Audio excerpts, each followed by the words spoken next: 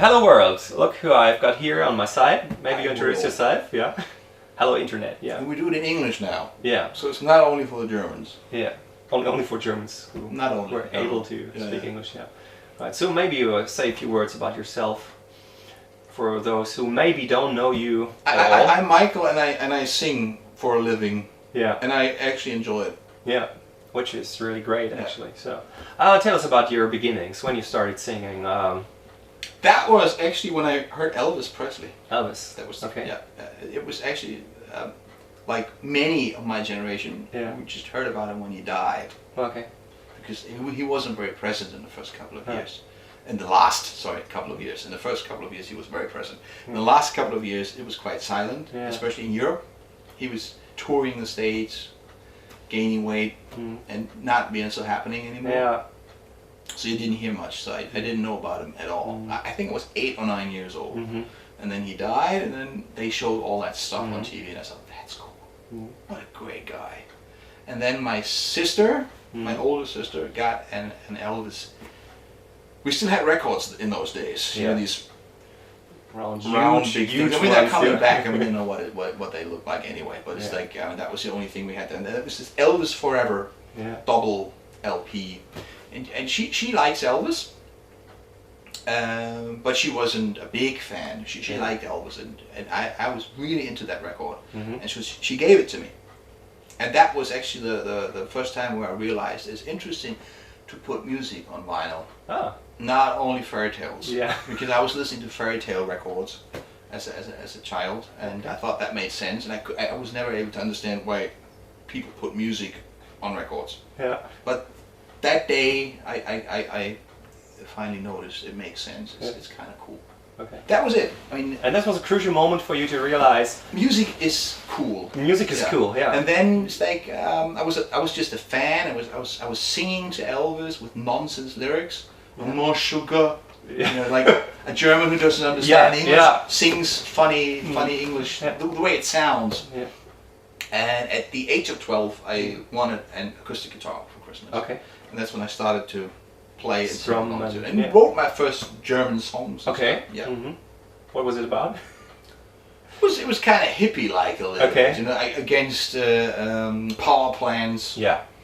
Totally. It's a bit gesellschaftskritisch. Yeah. I don't know. If you translate it from German to English, it would be like society critical. Yeah, society critics. Yeah, I think that's a common word. Yeah, you can use it. I think everybody. But I was mainly playing Elvis songs, of course, and the Beatles. Yeah. It was like with a friend of mine. Yeah. Brought me to the Beatles. I think we were like 13 or something. I was singing all the Beatles tunes. Okay. They're great for acoustic guitar. Yeah. That's what totally. Yeah. It's amazing. You learn so much. I was always doing the Paul McCartney vocal parts. Okay. Because they're usually the higher ones. Yeah. So talking about pitch, you mentioned that. Is that your voice? Has that always been the higher one, or? Yeah, I was when I started off, I was singing normal range. Yeah. You would sing in that age. Yeah. I didn't even think about singing higher. Yeah. That started with metal. Yeah. When the first time I heard like Bruce Dickinson sing "Run to the Hills." Yeah. They had a hit in Europe with "Run to the Hills." Yeah. It was on the radio. It was on the radio? Yes, it was on the radio. Before my time. It just blew me away. Okay, cool. Wow, you can sing like that? That's interesting. How does that work? That's a real singer, yeah, okay. And then in those days we had like lots of great singers, especially in the rock and metal era. I mean, there are a couple of vocalists you just have to mention, like Hal Ford, Dio, Jeff Tate. There were many others, TNT. Yeah.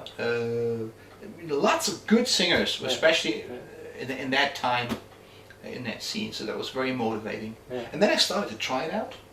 Trying to sing that tune. Sometimes I had a school band pretty early. I had a school band, and we were like trying to play some Maiden songs. Yeah.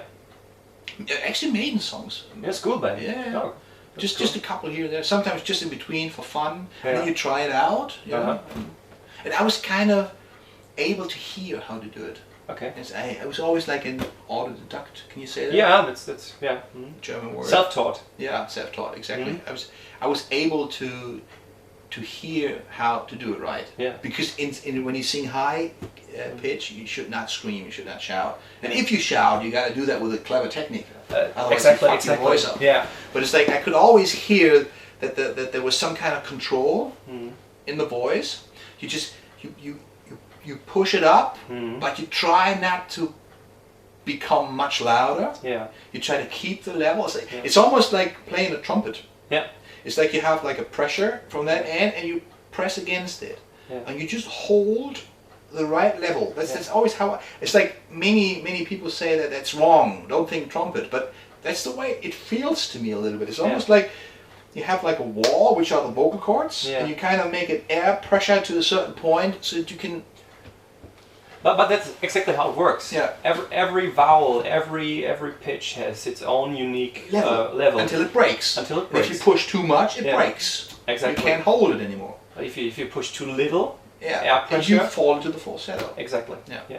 That's the way it works. Yes, absolutely. It worked perfectly for you. And that's training in the end, and you just practice, and and then you don't have to think about it anymore. Okay. But it was metal. It's definitely metal that brought me into this sort of singing. Yeah, you were pretty young at that age when you hit the road with Helloween. I was 18. I was 17 when I joined them, and I was 18 when we did the first tour. Yeah. Okay. And that was high pitch learning phase. Okay. I mean, it was like jumping or being thrown into cold water, as we say in Germany. Yeah. I don't know if that makes sense in English. Yeah, I don't know. It's a German saying. Just imagine cold water You and being thrown into it. Yeah. Water, which actually means that you just very quickly have to learn everything. Yeah. I mean, I haven't had any stage experiences. And there was nothing before.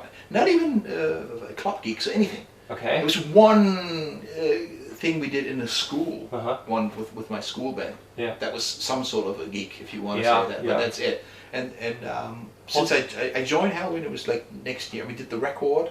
It sold very well, and then we did a huge world tour. Whole different story then. Okay. Cool. I had to learn everything. And I was a quick learner. Yeah. It paid off finally. Yeah. As we Sometimes see. it works. Yeah. Sometimes it's just the best way of just having to learn it very quickly. Okay. Talking a little bit about the highs you mentioned, the high pitch.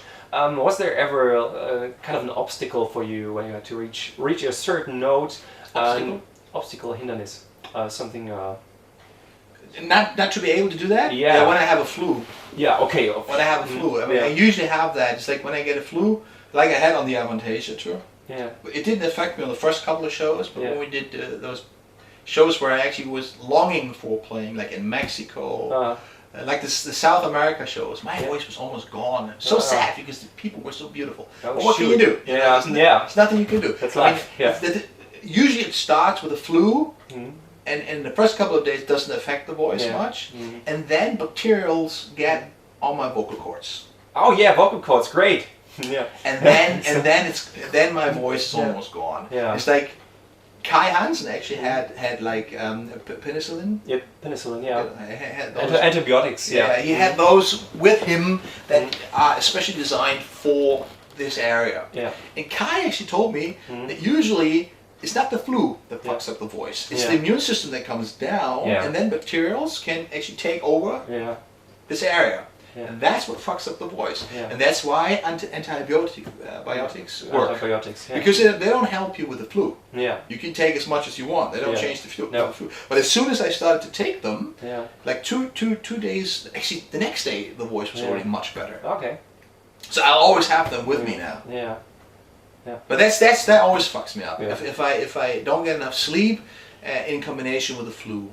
Yeah. It's touring life all in all is it's especially painful when you want to sing for people. Like it was so sweet. You can't believe how great the audience was in Mexico and Brazil and Argentina. Next time I'm going to sing better. Okay, cool. Is there a kind of in essence something you wanted to give to the world for young singers? That sounds always so big. Is there a message you want to give? To the message, your own philosophy or the thing tips. The thing is, be yourself. I mean, that is really the thing, because it's like technical things are good. Yeah. Same with guitar. You can transfer that to a guitar too. It's like technical things are important and nice, and it's good to know what you're doing, especially to preserve your voice and stuff. But all that matters is the personality. Yeah. Don't wear masks. Yeah. Try to be yourself. Yeah. Don't put a show on trying to be someone. Yeah. You know, which is what many people mix up for personality or whatever. Yeah. If you feel insecure, sing insecure. Yeah. That's more honest than trying to putting on a show or something. Okay. Yeah. You know, if you feel sensitive, sing sensitive. That's it. Yeah. At least anything that's authentic is to me, and that anything authentic is convincing, and anything that reaches you emotionally, that's good vocals. Yeah. No matter what it is, you know. Yeah. So may I conclude? Be yourself. Be happy. Love what you're doing. Yeah. Is that? Don't try to fake. Don't try to fake. Yeah. That's the thing. Just try to feel it. That's the thing. I mean, everybody says it, and many ideals have been very used up, but they're still true. Yeah. Everything that is just pretending feels wrong. Yeah. To me, at least, it feels wrong. Yeah. You want People notice that. You want some truth. Yeah. In everywhere. Yeah. That's what we're living for truth. Yeah. And it's the same thing with music. Yeah. Someone who's really passionate in his guitar playing will kick us. Yeah. Someone who tells the story and does it with passion will reach us. Yeah. That's the secret. Yeah. So otherwise, it would be not emotionally. Yeah, don't wear a mask. No art, no music anymore. I think. Yeah. It's in everybody's mouth, but it's not so many living for it. Yeah. Okay. That's a cool closing statement, actually. For the final words, I think are yours. Say a bit about your project, your band. Sorry. Unisonic, right? Yeah. Unisonic, is part of Unisonic now. Yeah. Which is beautiful because now things happening the way I was hoping for. I mean, he was really the missing link. Yeah. I must say that. We're all good musicians and stuff, but it was just everything was going slow. Yeah. And we did this thanks to Toby, Avantasia together. Isn't that Avantasia? That's the Avantasia. That's Avantasia, yeah. And Toby really did. Actually, he was bringing us both together on stage again, and we there was kind of a great feeling going on. Yeah, okay. And then after the shows, we kind of started talking. I'd really like to make music with you again. Yeah. You know? And then Kai said, yeah, me too. But if we do it, we should do it right. You know? Yeah. Not some project here and there or whatever. Yeah. If we do it once and right. You know. Then he had this thing with me joining Gamma Ray, and I said, you know, Gamma Ray is a band that has 20 years on its back. Yeah, it's a history. And it's useless. I mean, maybe it's gonna be interesting for some others, but it's like, I don't like joining settled bands. Yeah. Bands that have a past. Yeah. You know? And it's a pure metal band, and that's too little for me. I want a rock band that can do whatever they want to do. You know, if you want to be a bit popish, you do that. If you want to rock, you rock. Yeah. I don't like this, you know, tight frame to work in. Nothing against rock music, but it's pure metal is too little for me. Yeah. And then he had this idea. You know, you have just one guitar player so far, Unisonic, right? Yeah. That was the thing, and then it started working, and I just knew that's it. Yeah. That's it. That's what I was waiting for. Yeah. That's why it took so long. Yeah. We had to go on tour first with beautiful Avantasia. Yeah. I love the guys. They're really great. And Toby actually managed that in a way by bringing us together. So I think he even had some good words with Kai. Okay. I thought on a subconscious level, but maybe. No, I think he spoke to him. Okay. To take it serious. Yeah. Do something with it. Okay. Something like that. Sure. Yeah. He'll get it. And Kai is totally great. I mean, he's exploding right now. Yeah. He threw us dead with songs. Okay. Honestly, we have too many now. Okay. Which is great. We are desperately waiting for results to hear. Yeah. I'm sure they will be great. Yeah. Okay. So I think that's it for today, and stay tuned for updates. Next year, touring. Yeah, and touring. Visit Michael on tour and scream a lot and sing. Whatever you like. Okay. Bye. Bye.